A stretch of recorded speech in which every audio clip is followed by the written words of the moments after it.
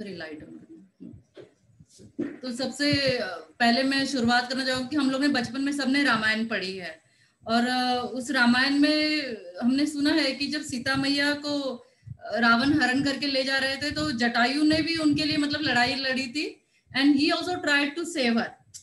मतलब ये हम उस देश में रहते, फिर रावण उनको उठाकर लेके गए। उसके बाद भी ये सिचुएशन थी कि जब तक सीता मैया ने मतलब उन्होंने उनकी परमिशन के बिना उनको छुआ तक नहीं। तो अंडरस्टैंड कि हम उस देश में रहते हैं जहाँ रामायण में लेडी को इतना रिस्पेक्ट दिया गया।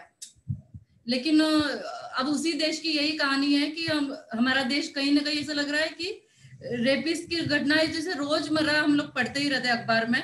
और यूपी की जो घटना हुई हाथरस में, तो वो भी मतलब बहुत ही डिफिकल्ट है ये कि सुनने में अपने को इतना बुरा लग रहा है, तो जिस पर वो गुजरी होगी उसका क्या होगा।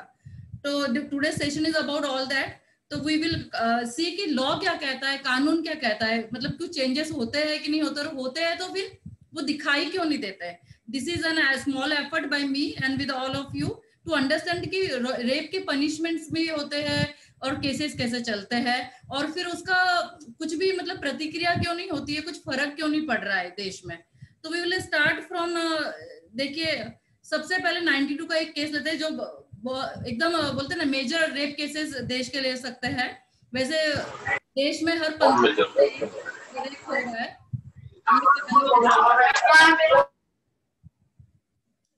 हर 15 मिनट में एक रेप हो रहा है, ये हम लोग देश में सुन रहे हैं। तो उसी से समझ रहे कि हर लड़की का रेप 15 मिनट में, तो नेक्स्ट कौन है यही। तो 92 का एक अजमेर का एक केस का उदाहरण देना चाहूंगी। उस समय कम से कम 100 से ज्यादा स्कूल गर्ल का उनको मोलेस्ट किया गया था, रेप किया गया था। ये सबसे बड़ा केस था 92 का। मतलब 100 स्कूल गोइंग गर्ल्स था, 2 स्कूल गोइंग गर्ल्स मतलब आप समझ सकते हैं वो अंडर एज थी। उसके बाद नेक्स्ट आता है 2012 का निर्भया का रेप केस, जिसको नेशनल नहीं इंटरनेशनल अटेंशन मिला था। फिर भी उसको 7 इयर्स लगा कि उसके रेपिस्ट को मतलब बोलते हैं ना कि सूली पर चढ़ाने में। तो उसमें क्या किसका दोष है इस पर हम बात नहीं करेंगे, लेकिन कानून क्या है और ऐसा क्यों हो रहा है। नेक्स्ट है कथुआ रेप केस, जिसमें 8 साल की एक बच्ची थी जिस पर रेप किया गया था। ये सबसे दर्दनाक था, लेकिन कहने का मतलब अजमेर हुआ, उसके बाद निर्भया हुआ, उसके बाद कथुआ हुआ, उसके बाद उन्नाव हुआ। उन्नाव में तो उस लड़की के फादर को मार दिया गया पुलिस कस्टडी में, जो अक्यूज थे उनके रिश्तेदार जाके मारा, फिर उसके जो वकील थे उनको भी घायल किया, उस पर भी अत्याचार किए हुए, मतलब कुछ भी नहीं छोड़ा, विटनेसेस को भी नहीं छोड़ा। उसके बाद अभी जो मेजर है कल की घटना है, हाथरस की घटना है। अब ये भी 19 साल की लड़की थी, इसको भी रेप करके मर्डर कर दिया गया। तो कहीं बातचीत जो डिस्कशन हो रहा है, मेरे लॉयर फ्रेंड्स है उनसे भी मैंने डिस्कशन किया, तो डिस्कशन में मुझे यही सुनाई देता है कि पहले रेप करते थे, छोड़ देते थे धमकी मार के, जान से मार दूंगा किसी को बताया तो। Now what is happening, they are saying कि रेप तो करते हैं, वो पूरा एविडेंस मिटाने के लिए उसको लड़की को मार देते हैं। अगर निर्भया की कहानी ले लीजिए आप, फिर यहाँ पर हाथरस का ले लीजिए, तो या कथुआ रेप केस ले लीजिए, तो आप आपको यही दिखा रहे कि उनका सिर्फ रेप नहीं किया जाता, मर्डर किया जाता है। तो मतलब दिन ब दिन दहशत बढ़ती जा रही है, उनको डर नहीं है। दहशत जो है कॉमन लड़की औरत उसको है, और उसका कोई ये भी नहीं है। मुझे एक याद है, मैंने केस सुप्रीम कोर्ट में दायर किया था, बुलंदशहर का था। तो उसमें वो बच्ची बोलते ना 30 दिन की भी बच्ची नहीं थी, उस पर भी रेप किया गया था। अब क्या भावनाएं होती है, क्यों होता है, इसके जाने से अच्छा हम उस बच्ची के बारे में सोचे कि क्या क्या उसके माँ बाप पे गुजरी होगी, और उस बच्ची जिसको कुछ भावना भी नहीं, जिसको इस दुनिया के बारे में कुछ पता भी नहीं, उस बच्ची को भी वो लोग नहीं छोड़ते। तो समवेयर क्या क्या करना चाहिए, क्या रेप के लॉज हमारे यहाँ काफी नहीं है? काफी है, मेरा ये कहना है, मेरा पर्सनली मानना है कि रेप के लॉज बहुत अच्छे हैं और काफी है। पार्लियामेंट ने अच्छा लेजिस्लेशन बनाया है, उससे बहुत कुछ मतलब हम लोग अचीव कर सकते हैं। फिर कहाँ कमी हो रही है, लेट्स गो थ्रू कि अमेंडमेंट क्या हुई थी। I will start from Nirbhaya case. Nirbhaya का जो केस था वो 2012 में हुआ। उस समय ये कहानी को पूरा मतलब जो निर्भया का जी को ये थी फैक्ट्स, उसको पूरा मतलब ऐसा कोई देश का बच्चा नहीं जो नहीं जानता। इनफैक्ट इंटरनेशनल अटेंशन मिला, और बाहर के जो देश है उन्होंने भी बोला कि इस पर ध्यान देना चाहिए। और उस समय जुडिशियल कमेटी अपॉइंट हुई जस्टिस वर्मा की। जस्टिस वर्मा जो यहाँ से रिटायर्ड हो चुके सुप्रीम कोर्ट से, और उनको कहा गया कि आप 30 दिन में रिपोर्ट दीजिए कि रेप लॉज में क्या बदलाव होने चाहिए। तो उन्होंने बहुत मेहनत करी और पूरे देश भर से सजेशन मंगाए, एनजीओ आए, अच्छे अच्छे लॉयर्स के, मतलब उन्होंने जितना बोलते ना ओपिनियंस लिए कि रेप लॉज में क्या चेंजेस होना चाहिए। तो उन्होंने 30 दिन का समय दिया था। 29 डेज में उन्होंने अपनी जो रिपोर्ट थी, जिसको वर्मा रिपोर्ट करके भी कहा जाता है, तो वो उन्होंने उनको दी, गवर्नमेंट को सबमिट करी। जब गवर्नमेंट को ये सबमिट की गई तो आश्चर्य की बात है कि उसमें जो रिपोर्ट का निचोड़ एक छोटा सा, मतलब एक पार्ट में ऐसे लिखा था उन्होंने कि जो ये रेट्स, मतलब रेप का इतना रेट्स बढ़ रहा है, मतलब कंट्री में इतने रेप क्यों हो रहे हैं, तो उन्होंने बोला कि इसके लिए प्रशासन और government and the police department is responsible, मतलब रूट कॉज वहां जाता है। ये बहुत ही आश्चर्यजनक था। और वर्मा कमेटी की बहुत सारी सिफारिशें थी जो बहुत सी एक्सेप्ट भी की गई, सारी सिफारिशें एक्सेप्ट नहीं की गई, लेकिन उसमें से कुछ सिफारिशें एक्सेप्ट हो गई। और इसका पूरा श्रेय मैं निर्भया को दूंगी कि निर्भया का मतलब केस हुआ तो जो रेप का जो कानून है उसमें काफी बदलाव हुए, और उसको एक तरह से मैं बोल सकती हूँ कि बहुत स्ट्रिक्टली रेप को, इनफैक्ट रेप यानी बलात्कार का डेफिनेशन वाइड कर देगा। पहले रेप का मतलब होता है पेनिट्रेशन, वजाइनल पेनिट्रेशन ही होता था, लेकिन आज भी कई लोगों को ये नहीं मालूम कि वजाइनल पेनिट्रेशन तो रेप है ही, लेकिन उसके अलावा बहुत सारी चीजें रेप के डेफिनेशन में वाइडली उसको इंक्लूड किया गया है। I am on that today now. ये जो वर्मा कमेटी की रिपोर्ट थी उसमें उन्होंने बोला था कि सिर्फ वजाइनल नहीं, अगर माउथ में प्राइवेट पार्ट डाला है, एनएस में डाला है, इथेरा में डाला है, तो भी मतलब ये चारों जगह को उन्होंने कहा कि अगर आपने प्राइवेट पार्ट का स्पर्श भी किया इस जगह तो कितना अंदर गया है। माफ कीजिएगा भाषा थोड़ी ये है, लेकिन फिर भी वो प्राइवेट पार्ट आपने किया उस लड़की पर तो उसको बलात्कार में गिना जाएगा। मेरे पास एक केस था जिसमें सामने जो लॉयर थे वो एक्यूज के, वो बोलते रेप कहाँ हुआ है, उन्होंने तो मुंह में ही ये किया है, उसको रेप थोड़ी बोलते हैं। तो शी वाज नॉट अवेयर कि 2013 का अमेंडमेंट में रेप को इतना डेफिनेशन इतना वाइड कर दिया गया है कि ये सारी चीजें महत्व की है कि यूथेट्रा में, माउथ में, एनएस में और वजाइनल पेनिट्रेशन में, इसमें भी होगा।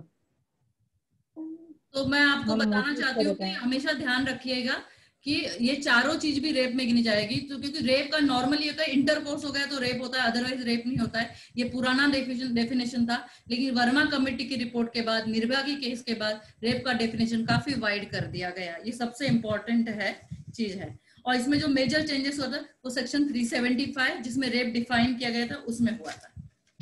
अब आपको कुछ अमेंडमेंट्स पे आपका ध्यान आकर्षित करना चाहूंगी। उसमें है सेक्शन 154 सीआरपीसी जिसमें एफआईआर रजिस्टर होती है। तो ऐसे कहा जाता है जब भी रेप होता है वो लड़की पहले से ही परेशान है तो रेप का एफआईआर कौन रिकॉर्ड करेगा। अगर माँ बाप को भी बोले, वो लड़की बताना चाहती है, 8 साल की बच्ची हो या 18 साल की हो या 38 साल की हो, अगर वो लड़की अपने पर जो रेप गुजरा है वो अगर वो बताना चाहती तो कैसे बताएगी। तो इसमें एक बहुत अच्छी अमेंडमेंट हुई है कि सेक्शन 151 में कि जो भी उसको वो पुलिस ऑफिसर है वो लेडी होनी चाहिए। ये सबसे इंपॉर्टेंट अमेंडमेंट हुई है कि वो लेडी होनी चाहिए, वो लेडी रिकॉर्ड करेगी, रेप का केस रजिस्टर करेगी। वो नहीं अवेलेबल है तो पुलिस ऑफिसर, आप कोई भी पुलिस ऑफिसर भी कह सकते हैं। तो ये चीजें होती है।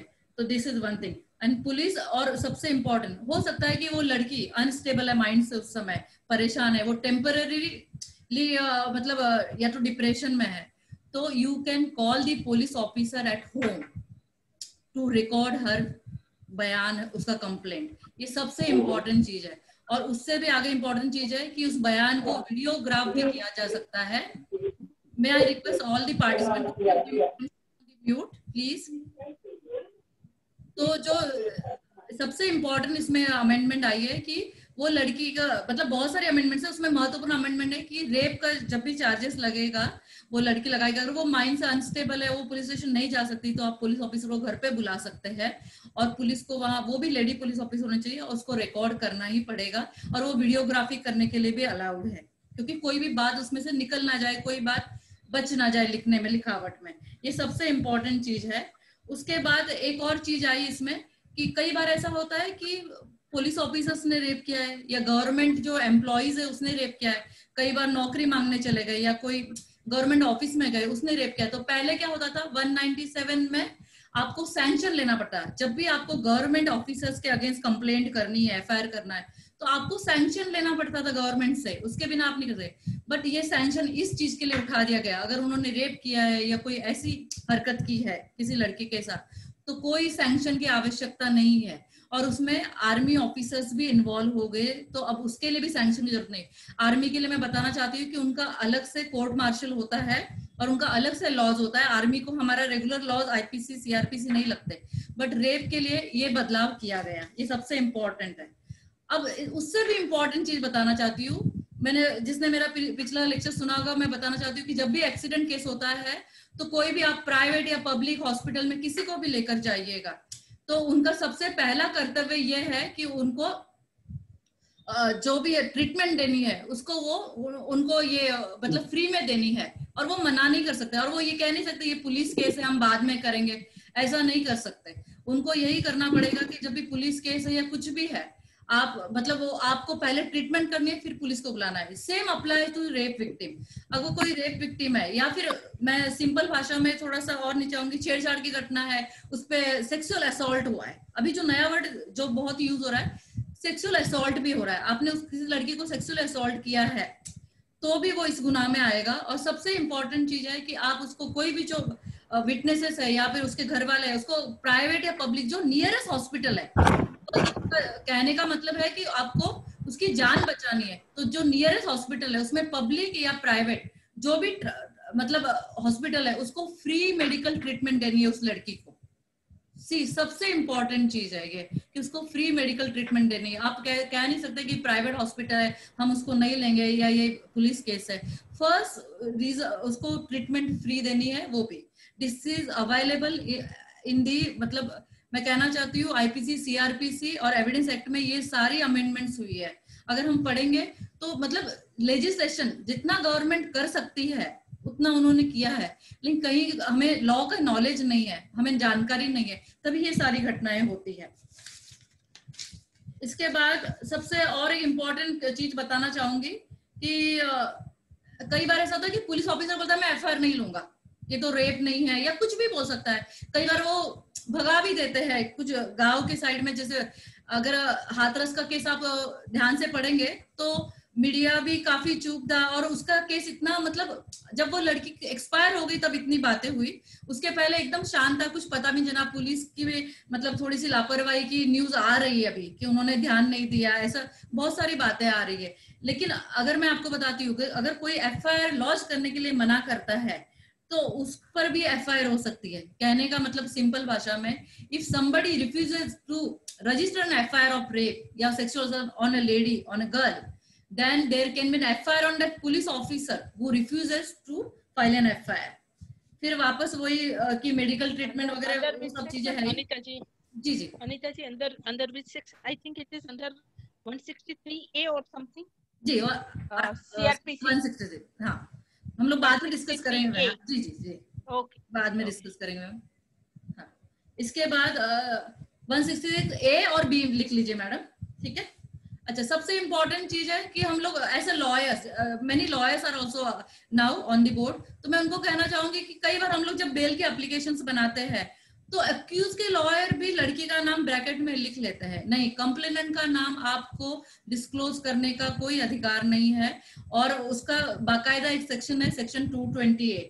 तो 228A जो बोलता है, वो बोलता है कि आप किसी लड़की का नाम, भले वो छेड़छाड़ की भी घटना है, तो उसकी जिम्मेदारी के बगैर आप नहीं कर सकते। हाँ, there is a one section subsection which से कि कोई लड़की अपनी मर्जी से अपना नाम पब्लिक करना चाहती है, जैसे निर्भया का नाम बाद में उसकी मदर ने उन्होंने मतलब ओपन किया, लेकिन अगर आप नहीं करना चाहती तो प्लीज आप उनको बिल्कुल नहीं कह सकते कि आप अपना नाम ओपन कीजिए या फिर ये कर सकते हैं, और कोई लिख भी नहीं सकता। और उसके लिए भी आप पर मतलब जो भी वकील या फिर जो अक्यूज, अगर वकील लिखता है तो मुझे याद है मैं बॉम्बे हाई कोर्ट में थी, तो जस्टिस रेवती देरे थी, मोहिते देरे, उन्होंने बोला था कि मुझे समझ में नहीं आता कि कुछ लोग अक्यूज होते हैं, अक्यूज के लॉयर होते हैं, वो लड़की का नाम धड़ल्ले से लिख लेते हैं कि फला फला लड़की ने कंप्लेंट की, रेप की, ऐसा ऐसा वो घटना में। आप बिल्कुल नहीं लिख सकते, ध्यान रखिएगा।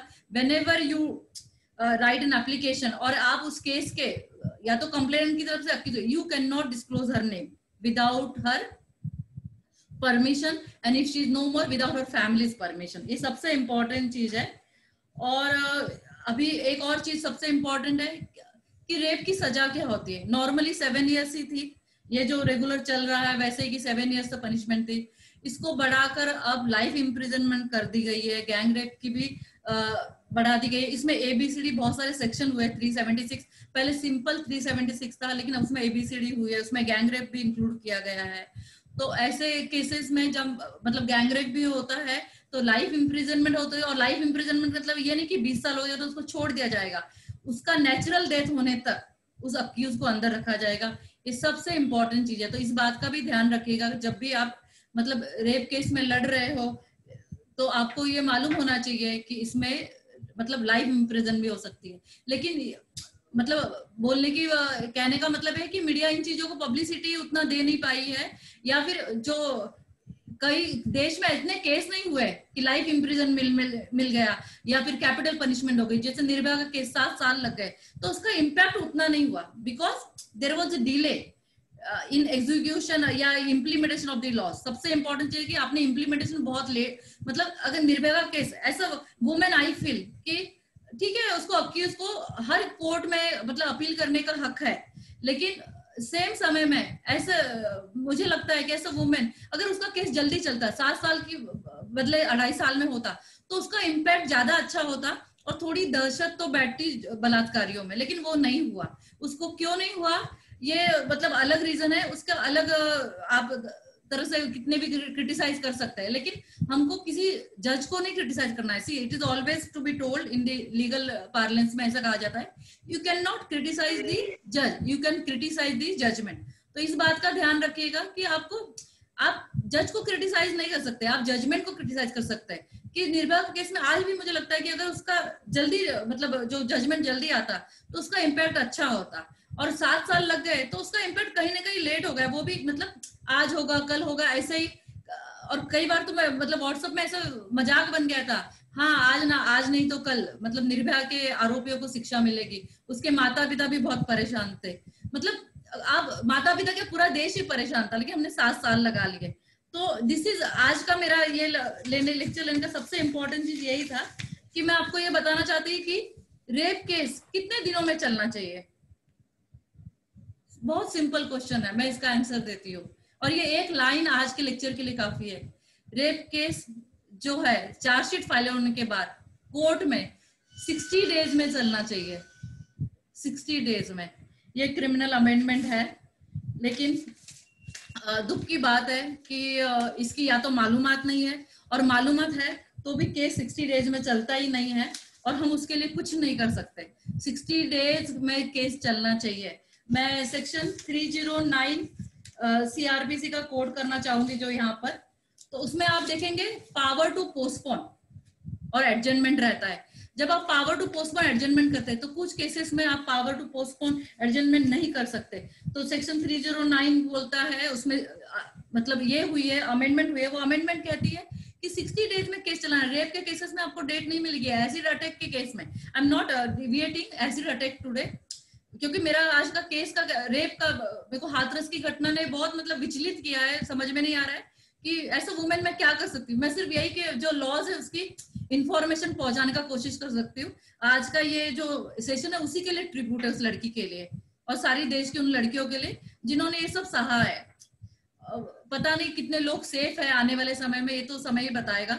लेकिन मतलब जो लॉज है वो बहुत है। 60 डेज में अगर केस चला तो आप समझिए वो आदमी अपील कर, अगर 2 महीने में केस खत्म हो गया रेप का, तो सेशन कोर्ट ने रेपिस्ट को सजा दी है, तो फिर हाई कोर्ट सुप्रीम कोर्ट तो वो भी जल्दी करेंगे। जब सेशन कोर्ट में समय लगेगा, हाई कोर्ट में समय लगेगा, सुप्रीम कोर्ट में समय लगेगा, तो उस समय आरोपियों में से कुछ तो मर जाते हैं, जैसे निर्भया के केस में हुआ। कुछ विटनेसेस भी यहाँ वहां बिखर जाते हैं या फिर मृत्यु हो जाती है। मैंने और भी एक केस बताया कि उन्नाव के केस में भी यहाँ वहां पीट डाला गया। तो बहुत कुछ केसेस हुए हैं। तो 309 सीआरपीसी है वो कहता है कि आप पोस्टपोन नहीं हो सकता, पोस्टपोन नहीं कर सकते आप